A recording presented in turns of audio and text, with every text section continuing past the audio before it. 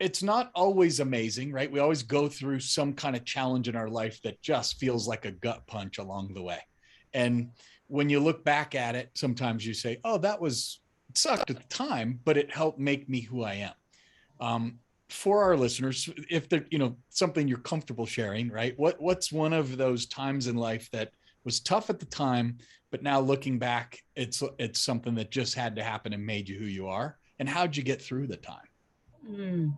Well, I'm like probably many of your people that you interview. There's lots of stories we could all talk about. I think the one that has probably been my biggest driver was I quite honestly was not a very good student.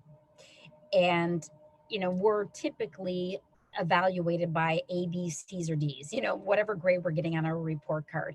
And I remember at one point, I think it was like a college entrance exam, and the counselor said to me, he said, "You honestly scored lower than a monkey." And I'm like, and he's like, "I don't think you're going to get into any college at all." And I'm like, wow, okay. So he's like, "I think your best bet is just to go to a community college, and maybe that will be it for you." I'm like, okay. I think by the time I was 20, I was already making over $100,000, Wow. and and I learned a lot from that. I mean, I learned a lot from that, and I think that even today at 52, I'm really comfortable saying to my business partners, I'm not good at everything, but the things that I'm really good at, I'm really good at. And so I'm not going to try to fill every bucket and be an A student in everything. Let me just be really good at what I'm really good at. And let's find other people to bring in their strengths and contribute to the organization in the way that they can best contribute. And let me contribute in the way I can best. So my leadership, I think, my relationships, my clients, my employees, my teams, my partners, my brands, everything has been focused on, let's just focus on what people are really good at, and let's celebrate that and build that up. Right. So yeah, that's really powerful. It's okay to be uh, less than a fifth grader or lower than a monkey in some areas, but be off the charts in others, and figuring out your individual fingerprint of what God made you to be. Once you hit that lane and figure it out and start shedding some of those other things that aren't important, man, life becomes easy and frictionless at that point. Well, absolutely. And, I went back and I got certified probably in my 40s about a program called Your Spiritual Gifts. And it has everything to do with the gifts for which God put onto your heart and into your life. And those gifts are not for you or I, Chad. Those gifts are for the world. And Mm. so when we start living into our gifts, He makes everything a lot easier. Because I mean, I cannot tell you how many times like I've closed a $300,000 deal, and I'm like, I do not know how that happened because I'm not that smart. But God like put somebody in my life, and I genuinely wanted to serve them and help their business grow.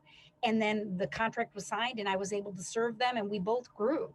Yeah. Right. But it's not because I went out and tried to like, showcase, all my like goodness, it's like I let God just put people in my life and worked hard to serve them in a way that would um, elevate their life and their business and their clients and their customers, etc. But I think that idea that um, the world sometimes judges people on A's, B's, C's, or D's, and that's really very a limited view. It's kind of like God views the world a much bigger in a different way, and we just have to be open to that. And so I've tried to impart that on my children and on my team. Fast forward the tape 3 years from today, you're back on the show, and I say, Peggy, how's the last 3 years been for you? Like, what would you say? What transpired over those 3 years? Mm. Well, I'm at this point in my life.